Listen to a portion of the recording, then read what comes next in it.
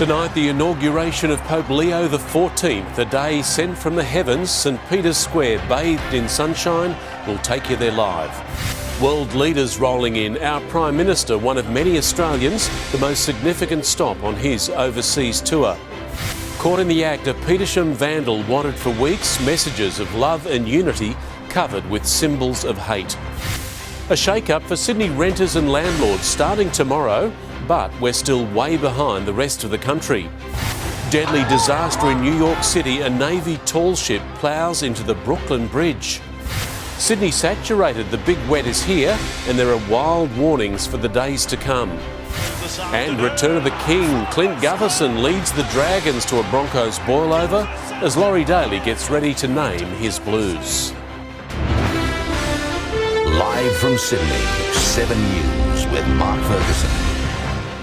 Good evening. Another historic layer is being rolled out in Rome tonight as world leaders, royalty and many worshippers gather for the inauguration of Pope Leo XIV. This is a live shot from the Vatican, where thousands are in place in St Peter's Square to witness an ancient sacred rite following traditions dating back more than 2,000 years. A month after the death of Pope Francis and 10 days since Leo's election, this is the culmination of extraordinary change for the world's 1.4 billion Catholics. Let's go live to Jacqueline Robson, now watching this unfold. Jacqueline, what are you expecting? Well, Mark, under blue skies before countless thousands, the historic Mass for the beginning of the pontificate is now underway. Earlier we saw Pope Leo arrive in his Popemobile for the first time. He had a beaming smile and was waving to the crowds. So many people ecstatic to see him. Some had been lining up since the early hours of the morning. Pope Leo made it all the way to the end of the boulevard that leads to St Peter's Square. The new pontiff is now moving inside St Peter's Basilica. Greeted by cardinals, he will kiss the altar and spread incense. Then Pope Leo will descend the stairs to the tomb of St Peter to pray under the basilica. Deacons, led by a cardinal, will carry two holy papal objects: the fisherman's ring, the Pope's seal, and the pallium, a white stole with 5 crosses made of wool, a symbol of the Pope as the Good Shepherd. It will be brought outside as the Pope and cardinals take their place for Mass. This is where the Pope will accept the sacred ring and the pallium, confirming his assumption of the papacy. This is in front of the thousands who have gathered, the dignitaries and world leaders. We've seen US Vice President J.D. Vance, Ukrainian President Volodymyr Zelensky, and of course our very own Prime Minister Anthony Albanese. There will be holy readings spoken in Spanish, Greek and Latin. There will be prayers offered in Portuguese, French, Arabic, Polish and Chinese. There will be hymns and the Pope's all-important homily. Mark, this is of course the first American Pope. He is taking the Catholic Church on a new modern era, but the Pontiff is very much leaning into the more modern side of the Church, Mark. Quite extraordinary, Jacqueline. Thank you. We'll cross back to you later in the bulletin.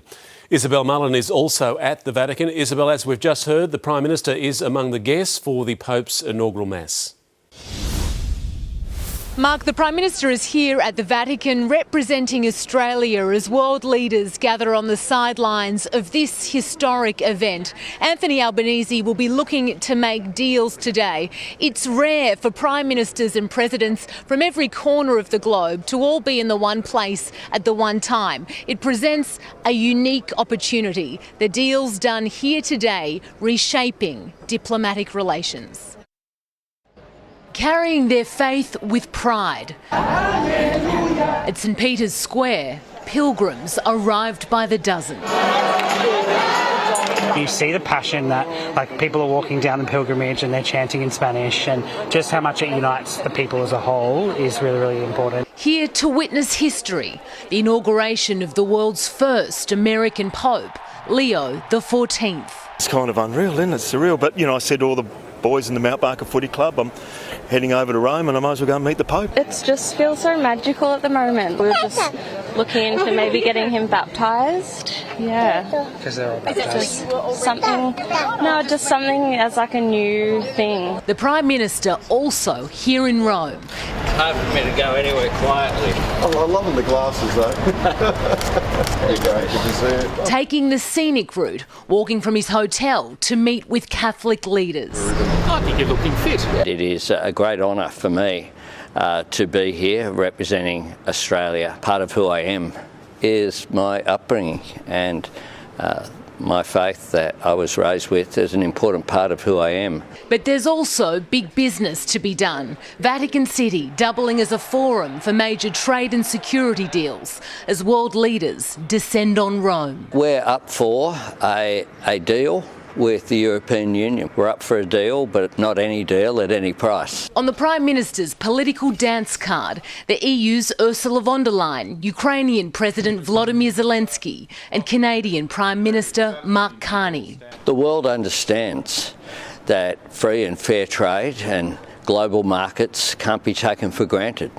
There has been disruption. No sign of Donald Trump, JD Vance and Marco Rubio leading the US delegation. I'll take the opportunity, if it arises, to introduce myself to the Vice President. The political negotiations that take place on the sidelines have been carried out for centuries. The agreements made here at the Vatican shaping trade and defence relationships for years to come. A tradition running alongside, but never overshadowing, the main event. Say Pope Leo! In Vatican City, Isabel Mullen, 7 News. And we'll have more from Rome a little later. Police have caught a man accused of blazing a disturbing trail of hate across the inner west. Shop owners have been living in fear after the 21-year-old allegedly kept targeting them in a hate-filled crime spree.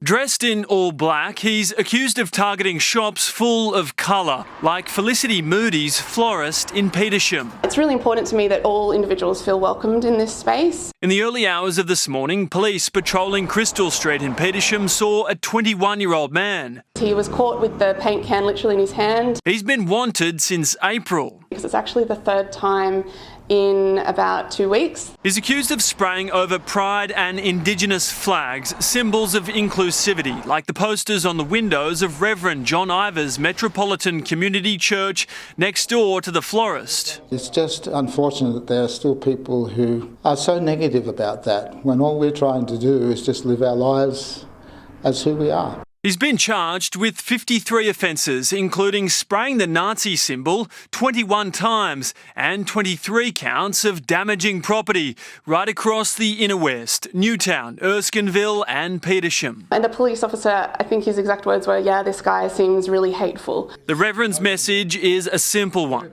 Please don't do it again. He's been denied bail and will face court tomorrow. I feel a lot safer now. I was getting a bit concerned about being in this shop by myself. Tom Saker, 7 News.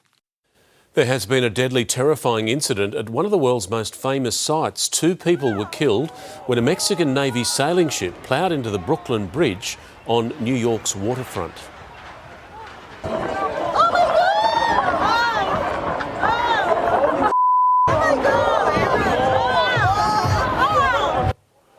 People were seen running just as it hit. The ship had lost power following a mechanical failure. More than a dozen people on board were injured, with 2 still fighting for life. There was no major structural damage to the bridge. At least 27 people have been killed as America's tornado emergency escalates. Entire neighbourhoods across the Midwest have been wiped off the map as the twisters hit in the middle of the night, and the danger is not over yet. A twisting tower of terror, one of dozens of tornadoes to rip through America's Midwest.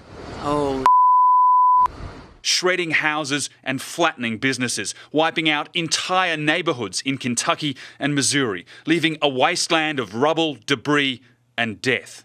Tough part of this one is I worry there might be a whole block out there. Everybody's dead. Dozens have died, a grim tally that's rising by the hour. At least 9 people were killed in London, Kentucky, the small town almost obliterated. Violent tornado destruction does not get much worse than what you see here. Signs of the force and the fury everywhere. Stunned survivors not sure where to turn or what to think. It's a lot to go through, but everything will be okay. In St. Louis, Missouri, they're still reeling from the monster twisters that came out of the darkness, tearing their homes to the foundations. The whole house just started blowing, all the windows blew out, the bricks started falling. It was just, I never experienced nothing like it. I didn't think I was going to make it. While the worst appears to be over here, 90 million Americans to the northeast are now on high alert as the storms which spawned the killer twisters barrel towards them. In the United States, Rob Scott, 7 News. A Tongan detainee who allegedly stabbed his way to freedom, triggering a 2-day manhunt across the city's west, has now appeared in court in Parramatta. Payatau was denied bail and will remain behind bars until at least July, his next court appearance. The 28-year-old, who was being deported for overstaying his visa, is now accused of attacking 2 Border Force workers. There was a manhunt for a driver who fled the scene of a crash in Sydney's west this morning. A P-plater rolled his ute off the Prospect Highway just after 1 a.m. The dog squad and police helicopter were called in to help track him down. A man was eventually found and taken in for a breath test. No charges have been laid so far. Southern California is reeling after a terrorist detonated a car bomb outside a fertility clinic. Incredibly, the only person killed was the offender. Authorities are now trying to work out why he targeted the medical centre. A fertility clinic, now a blast zone. The aftermath of a car bomb detonated outside American reproductive centres in Palm Springs. The explosion rocking homes in the usually peaceful Californian tourist town. You could definitely feel it. It was pretty wild. Never seen something like that before in my life. What's left of the clinic, mostly rubble, but remarkably, workers were unharmed and eggs and embryos are still intact. I am really saddened by today's attack on our city. 4 people were injured in the blast. The only person killed, the bomber. This is an isolated incident. I am confident that the community is not at risk any longer. This now one of the largest bombing investigations in California's history. Police haven't revealed what motivated the attack. Make no mistake, this is an intentional act of terrorism. Terror that's being felt across Palm Springs. When something this big happens in your town, it's certainly not expected, but it's also, why would anybody want to do something that was so awful? In the United States, Miley Hogan, 7 News. Donald Trump says he will call Vladimir Putin tomorrow in the hope of reaching a ceasefire agreement in Ukraine. President Trump had planned to attend peace talks in Turkey, but when Putin pulled out, so did he. On his Truth Social site, Trump revealed he would talk to Putin and then Volodymyr Zelensky about the war and trade. New laws to give renters better protection will come into effect tomorrow, but it won't be all smooth sailing for both tenants and landlords. Tom Saker explains. From tomorrow, the state's 2.3 million renters can no longer be charged for background checks and won't have to pay rent through apps, some of which collect fees. Secondly, rental amounts can only be increased once a year. The Tenants' Union has told 7 News this is a good one, but there's work to do to keep landlords accountable. They'll still be able to justify increases even if the only reason is everyone else is raising the rent. Third is something renters have been campaigning for as far back as 1975, and that's no grounds eviction. Landlords will have to provide a valid reason to end all lease types, which should make renters feel a lot more secure in their contract, and they should feel more comfortable asking for repairs. The government will collect data on this to make sure the rule is properly enforced. Finally, pets. If a landlord says no, the renter can now plead their case to a tribunal. The union tells us this rule puts us level with other states, now just equal worse. For instance, if your rental application includes a pet, it can harm your chances if the landlord is anti-animal. Change is coming for Sydney's famous Vivid Festival. The move by the state government is aimed at boosting the city's nighttime economy, and it's not the only upgrade on the cards. Sydney's set to transform into a city of light.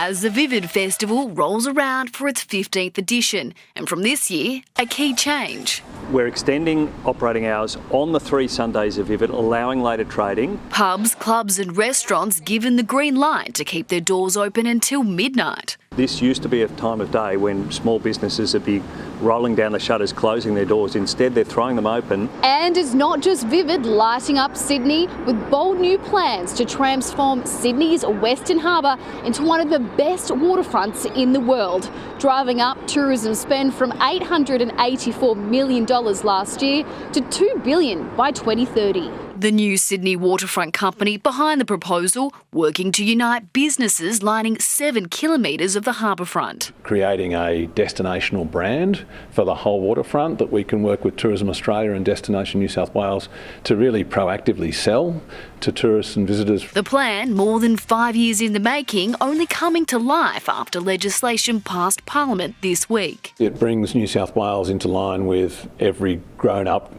city around the world, London, New York. And it already has the tick of approval from businesses. If we all work together as a community, we can achieve it. This whole area it depends a lot on the tourists and the events. Western Harbour businesses will vote on funding the proposal within 6 months. Zoe Martin, 7 News. It was a soggy Sunday across Sydney and it's only going to get wetter. The Weather Bureau is warning rainfall totals across Sydney and New South Wales could reach into the hundreds of millimetres, along with damaging wind and surf. It'll be cold too, temperatures dropping along the coast. For the very latest, let's check in with Angie Asmus. Angie, a grey old Sunday. Mark, it was fairly miserable, not just gloomy but cold too. The top in the CBD, just 16 degrees today. That's only 3 up on the overnight low of 13. Showers have been steady today, but the heaviest falls happened overnight. So in the 24 hours until 9 a.m, the northern beaches really copped at 62 millimetres at Mona Vale, 52 at Manly, 51 for Avalon, 38 at Belrose. For comparison, just 12 in the CBD. There's more of that to come. This area in yellow shows the heaviest rainfall and strongest winds tomorrow will impact the Hunter and mid-north coast, but damaging surf also stretching further south into Sydney. So those intense totals in excess of 150 to 200 millimetres will fall to Sydney's north. The metro region's still looking at upwards of about 100 millimetres. I'll have more details on that system a little bit later, Mark. OK, Angie, thank you. A medical game changer for many Australian women. Next, faster and better relief from the chronic pain of endometriosis. New details after a shocking attack on a Redfern woman. Wild scenes, streets looking more like a war zone, but this is Australia. How artificial intelligence could help diagnose dementia. Details at 6:30. And here's the latest from the Pope's inaugural Mass as Pontiff. We'll cross back to the Vatican soon. Welcome back. A man faced court today over a shocking attack on a 47-year-old woman in Redfern. She was rushed to hospital with critical head injuries following an alleged assault at her home yesterday afternoon. Police arrested and charged a 30-year-old man who they say is known to the victim. There were wild scenes in Melbourne when footy fans stormed the streets and set off flares ahead of the semi-final clash between Auckland FC and Melbourne Victory.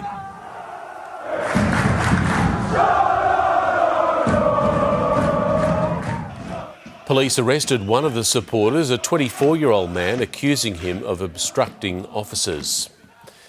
It's a serious condition that affects 1 in 7 Australian women, yet it's often misdiagnosed or misunderstood. Endometriosis can leave women in chronic pain while trying to navigate a complex medical system. Tonight we can reveal new guidelines that could prove to be a game changer.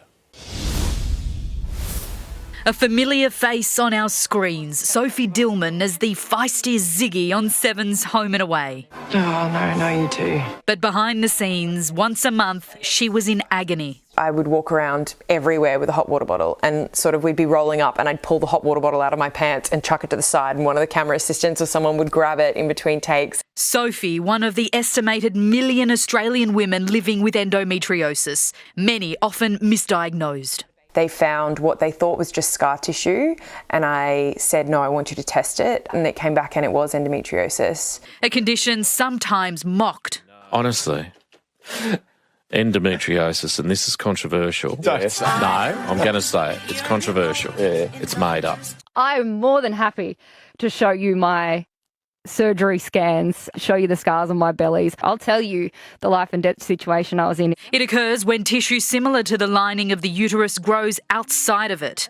It doesn't go away. Symptoms range from tiredness to severe pain and, in some cases, infertility. We've ended up with a whole area of medicine that's been neglected. We have taken such a very long time to diagnose it correctly. Now, updated clinical guidelines to help GPs identify and diagnose endometriosis faster, including a reference guide, flowchart and new resources for patients. We're teaching the health profession to listen to women. This is a game changer. Yeah, well, this is the aim. The aim is to shift the trajectory. At the moment, it takes about 6 years to get an official diagnosis. These guidelines could halve that wait time and could eliminate the need for surgery. So it's something that's not just women's business, it's everyone's business. You don't have to live in pain. You shouldn't live in pain. And it's not fair that we live in pain. Jennifer Beshwati, 7 News. 7 men remain on the run after they were seen breaking out of a New Orleans jail. 10 fugitives, some of them murder suspects, got out through a hole in the wall behind a toilet. State police and tactical officers combined to track down 3 of the men who are now back in custody, with one hostile inmate needing extra restraints.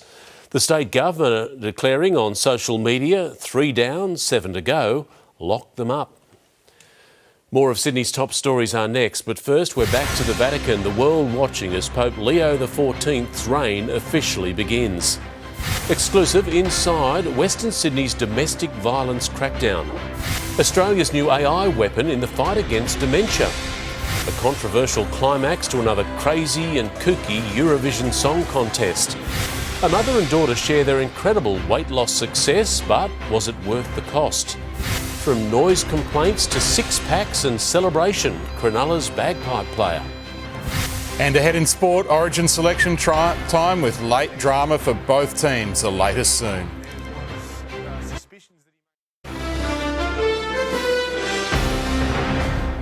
Welcome back. History continues to play out at St Peter's Square with the inauguration mass for Pope Leo XIV. Let's go back to Jacqueline Robson at the Vatican. Jacqueline, what's the very latest? Well, Mark, right now you might be able to hear the hymns being sung. It was just moments ago that Pope Leo gave a blessing to the crowd. There are tens of thousands of people that have gathered in St Peter's Square for this historic moment, including the dignitaries and world leaders, including our very own Prime Minister Anthony Albanese. The new pontiff was inside St Peter's Basilica earlier. He was greeted by a procession of cardinals and spread incense. Pope Leo descended the stairs to the tomb of St Peter. He was there taking a few moments to pray under the basilica. Then the procession led outside, and the carrying of 2 papal objects, the fisherman's ring with the Pope's seal and the pallium, a white stole with 5 crosses made of wool. This is a symbol of the Pope as the Good Shepherd. It's a sign of the Pope's accession to the papacy. It is a very historic moment. There are people here with their eyes glued to the front of the stage where this is all set at St Peter's Square.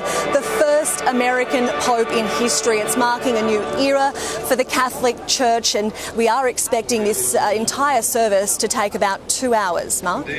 Jacqueline Robson with the very latest from the Vatican. Thank you. There has been a horrifying spike in domestic violence across the state, and police are now cracking down. Natasha Squarey joined DV squad officers arresting hundreds of accused offenders.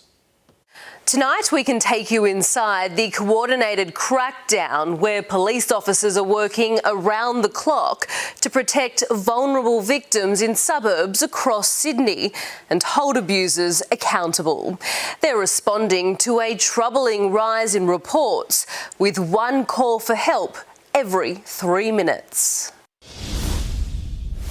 At a hotel hideout in Seven Hills, long-term resident Thomas Holman is taken in. So you're under arrest, all right, for an outstanding warrant. The 36-year-old's alleged victim, his mother. Those allegations included threats to her life. Were you threatening to kill your mother? No, I wasn't. Are you a violent man? No, I'm definitely not. He's one of 627 suspects arrested during domestic violence raids across Sydney. You're under arrest for common assault. Specialist squads are mapping out where the most dangerous attackers might be. She's not aware that we're coming. Their leader, Superintendent Danielle Emerton. I've been a police officer for over 30 years and I've attended hundreds of domestic violence offences, been into people's homes and seen just how insidious domestic violence can be. They are targeting those offenders that they specifically know are those high-risk offenders. This week, Operation Amarok carried out almost 300 raids, hunting alleged violent abusers. You make sure no one leaves. Including this couple. We can't identify them for legal reasons because police say they assaulted a 5-year-old girl. Did you assault your daughter? Do you know how the little girl was injured? Yeah. The woman's 22-year-old partner allegedly struck the child over the head. Did you beat her with a ruler? Calls for domestic violence have risen more than 6% in the past year. In 2024 alone, we responded to 160,000 calls for service in domestic violence-related matters. That equates to 438 incidences of domestic violence a day. Were you violent towards your girlfriend? No. Officers say he was. During the 4-day crackdown, police laid 1,300 charges and they'll continue to track any offender accused of such a cowardly crime. Natasha Squarey, 7 News. Artificial intelligence could soon change the way we diagnose dementia. A potential groundbreaking new tool detects the disease by analysing medical records and searching for clues that have gone unnoticed by human eyes. Australian researchers tested it on the treatment history of 1,000 dementia patients with surprisingly accurate results. It's hoped the technology will lead to better care. It was an early start for many to watch a very politically charged Eurovision contest, the conflict in the Middle East causing controversy, but the show went on with one last twist setting up a grand finale. There's no stage brighter and wilder than this. And for an unpredictable show, you can always count on one thing: drama. 26 nations, one winner, Eurovision, priding itself on being wacky and weird. It's a marathon 4-hour televised event watched by 160 million around the world, including here in Hurstville. Always full of twists and turns. 0 points! But on a night celebrating unity, the contest was also gripped by political division. Outside, a show of anger towards Israel. Inside, the Hamas attack survivors' performance also divided. Yuval Rafal topped the leaderboard until the final moment, yet in true Eurovision fashion. Well done, Austria. One last surprise. Thank you so much for making my dreams come true. Austria's black and white broadcast reigning supreme. Eurovision still as memorable as ever. Emma Cropper, 7 News. Spend more, win more, or so we're told as the price of a Lotto ticket goes up. Peace of mind with a baby on board, expert safety advice for our most precious cargo. Fired up and fancy, the dapper Sydney bikers dressed for success. And shortly in sport, the Green Machine back in business and right in the NRL title fight.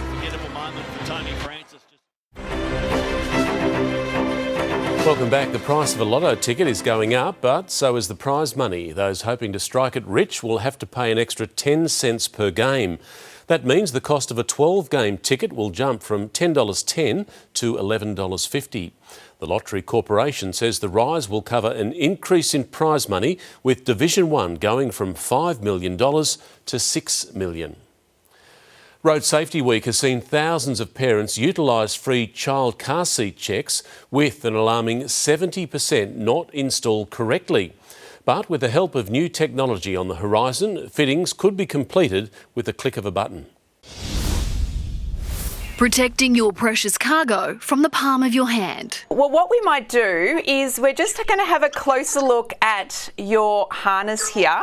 Help Lightning, a new software allowing experts to check your child's car seat is fitted correctly. And I can see up here your harness straps are actually coming through the incorrect slots on your car seat. So they can see my hand or tools showing them some issues that they may have and also help them to correct them. Virtual fittings giving regional and remote communities or even just parents short on time peace of mind. A service that can save lives. When a child isn't restrained properly or the seat isn't installed properly, it means that when there is an incident that the risk of injury is so much more significant. To be able to do it virtually, and there's no reason why you can't do this virtually and effectively, just makes a lot of sense. It makes it easier. But more often than not, parents are making common mistakes when getting their kids in the car. Up to 70% of child restraints are misused. We see a lot of twisted tether straps, harnesses that are twisted or fitted incorrectly to the child. The service will be available by the 1st of December via the KidSafe website. Zoe Martin, 7 News. New Year's Eve celebrations are returning to Bondi Beach. The world-famous location will host a fireworks spectacular this year. Waverley Council is allowing midnight fireworks and a music festival for up to 15,000 people, the first celebration of its kind in more than a decade. A mother and daughter given a fresh lease on life still to come. It's a weight loss wonder story, so why are surgeons turning their back on the procedure? And Sydney's very distinguished bikers revving up for a very good cause. Don't miss those stories soon on 7 News. But now Matt is here with sport, and Matt Laurie Daly has some big calls to make tonight. There's been a lot changing today, a lot going on for both Origin teams, Fergo. It looks like Mitch Moses is in over Jerome Luai, but there's a big worry for one of the Blues' biggest stars. The latest next. Also, the Dragons stun the Broncos, leaving Madge and his glamour boys in all sorts. And carnage, miraculous escapes, and another Piastri pole at Imola. Since 2005. The Blues are set to name Mitchell Moses at 5'8" in their most contentious selection call when Laurie Daly names his team for State of Origin 1 later tonight or early tomorrow. This is a likely New South Wales, including Moses ahead of Jerome Luai, no Toby Turbo, Reece Robson confirmed at hooker, and Bulldogs forward Max King possibly earning the last bench spot as a prop. Pat Carrigan's in the clear for Queensland, but there's an Origin cloud over Blues enforcer Payne Haas tonight. Hudson Young starred as the Raiders trounced the Titans. Haas hurt his squad in the Broncos' loss to the Dragons. Rookie Dylan Egan's season is likely over. Barely 3 minutes in, Dylan Egan reeled out of a tackle clutching his knee. While he writhed in agony, play continued. And now the ball has hit him. Well, this is a debacle. Almost certainly a torn ACL, adding insult to injury. Man through! Shibasaki goes over. Off a blatant forward pass. Oh, man. A lap for buck and raw honesty from Ben Hunt. For the comeback kid, an assist and a try. Brilliant. Man goes over for Brisbane. Tyrell Sloan made it 12-4 at half-time. And despite having Jaden Sewer in the sin bin, Clint Gutherson cut it to 2 after the break. Still with 12. Pass back inside. Dragons come up with the ball. Jacob Little went 80 metres, evading Mam to put the Dragons in front.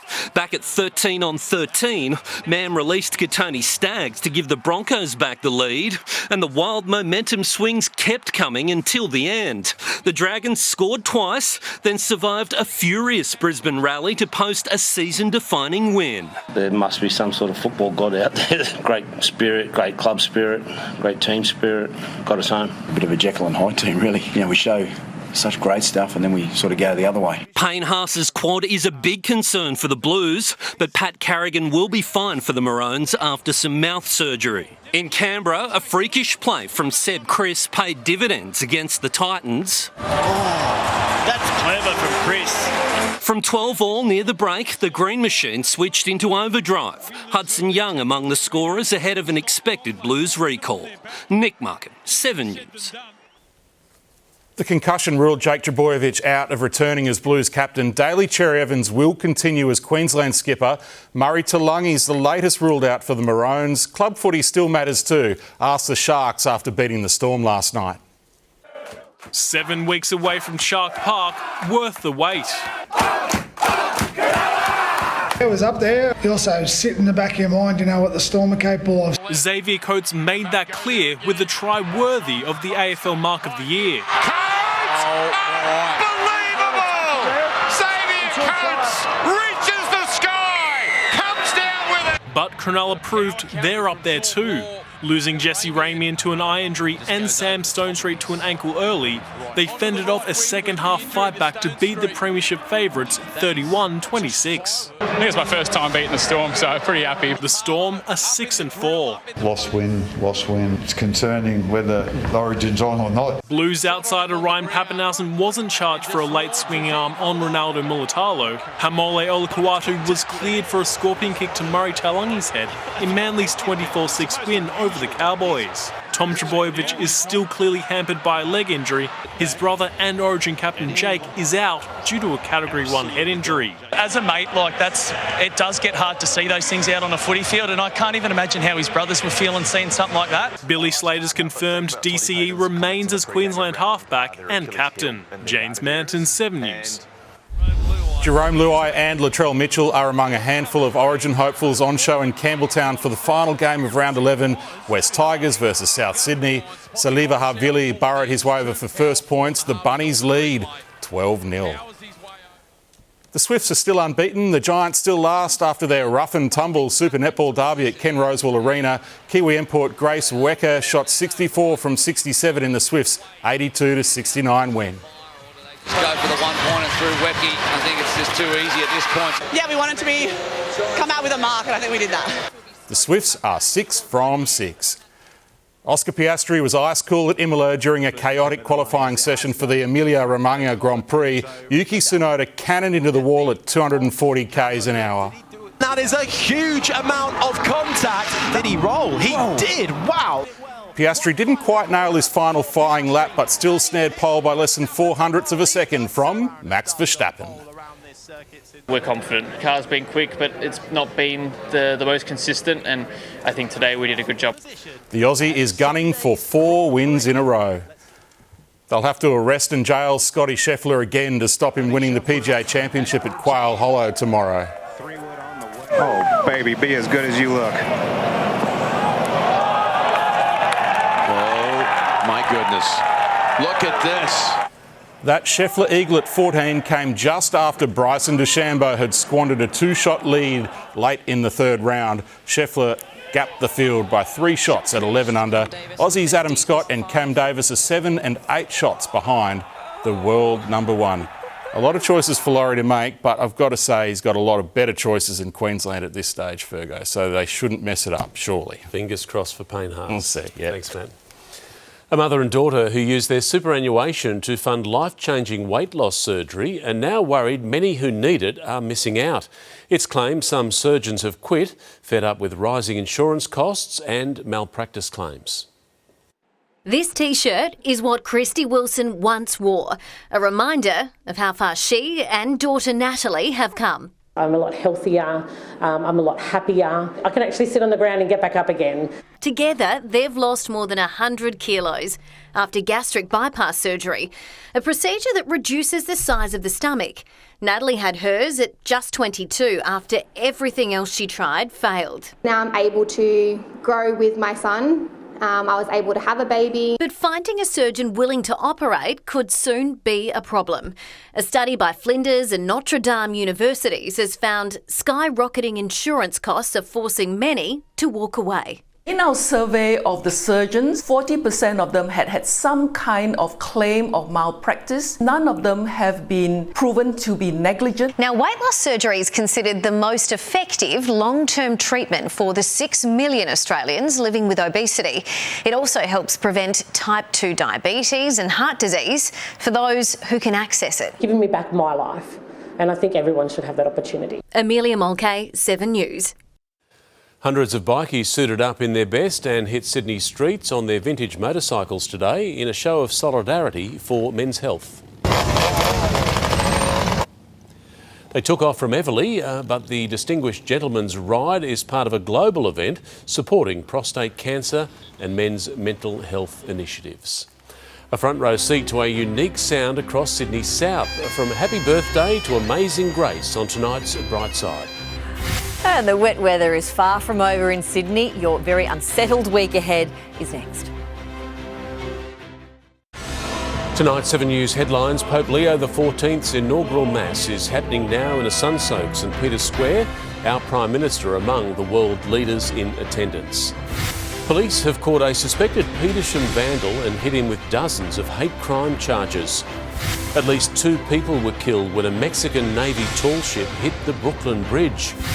And Sydney's rental reforms impacting both landlords and tenants kick in from tomorrow.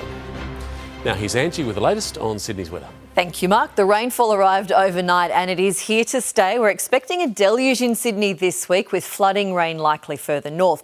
That grade change has also caused temperatures to dip. 16 degrees was the maximum in the CBD today, and at the time it felt closer to 13 with those cold southwesterly winds.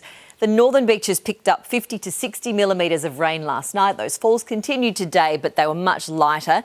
Top temperatures didn't make it past about 16 or 17 degrees. It was a wintry 10 degrees at Katoomba.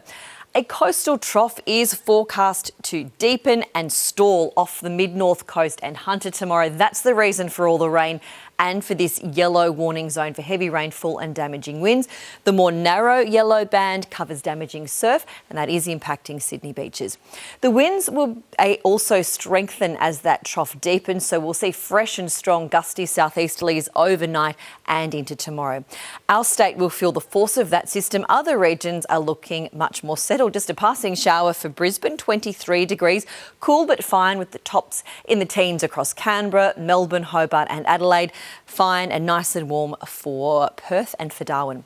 Back home, the heavy falls are going to impact the mid-north coast down into the northern Hunter. Daytime temperatures will be well below average for most of the state with those fresh south to southeasterly winds. A top of just 11 on the way for Crookwell, 15 for Bathurst. It's another cloudy day in Sydney tomorrow. More showers as well. However, the falls are expected in the early morning, easing after that.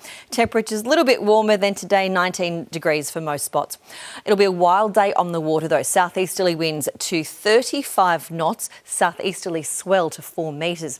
Now, coastal wind warnings cover most of the state's shoreline tomorrow. Only the far south coast avoids it. Gale force winds will be the most damaging in the Illawarra, Sydney, Hunter and up to the Macquarie coast.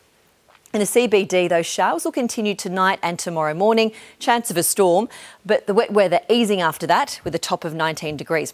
Not much change to that pattern this week. Showers return Tuesday through to Friday. Saturday, just a couple of showers, but really not much sunshine until about this time next week. Might be a long week, Mark. A very long week, I reckon. Yes. Thank you. Now here's Grace Fitzgibbon with a look at the bright side. Tonight, it's a sweet sound that goes hand in hand with Scotland, but now the bagpipes are echoing much closer to home. They call him the Bagpipe Man. On Sundays, you'll find Dave perched on his hill in Cronulla. The ocean, his backdrop, this nursing home, his audience. I used to practice a couple of 100 metres up the road there near my place, and the neighbour complained. My partner knew Maureen here at Stella Maris, and they organised for me to come down and play. First day I was here, someone gave me a 6-pack of beer, and I'm like, OK, that's worth the walk. Dave's music bringing joy to the community. Absolutely wonderful. It's a superb setting, beautiful music. It's just a lovely morning. And we don't have to come out. It goes right through the place. And we're very happy that he comes every Sunday. I tend to go for the crowd favourites, always finish up end of every session with Amazing Grace. They always like that. One day I played Happy Birthday to a lady turned 100, right? You don't do that every day. So that guy that complained up the road, he can go and get stuffed. Yeah. No, generally it's pretty good. You know, the people that don't like it are few and far between. Thanks to everyone that gives me a bit of encouragement. It is important and it means a lot. Our very own Amazing Grace. Before we go, here's a look at what's on Spotlight tonight. Tonight on Spotlight... The Vietnamese iced coffee had cyanide in it. Coffee was poisoned. She drank the coffee. She's now dead. Okay. She's Australia's iced coffee killer. Poisoning someone is a very personal way of killing somebody, isn't it? They still can't prove anything. Cold, calculated revenge. Like, it's crazy. It is crazy. Yeah. Tonight, a key Aussie witness speaks out for the first time. Based on the two sides of her that I saw in the work environment, she was on a trail of destruction. It was horrific. Don't miss this special edition of Spotlight tonight at 8. Back to you. That is 7 News for this Sunday. We'll have updates for you throughout the evening. I'm Mark Ferguson from all the team. I hope you have a great night.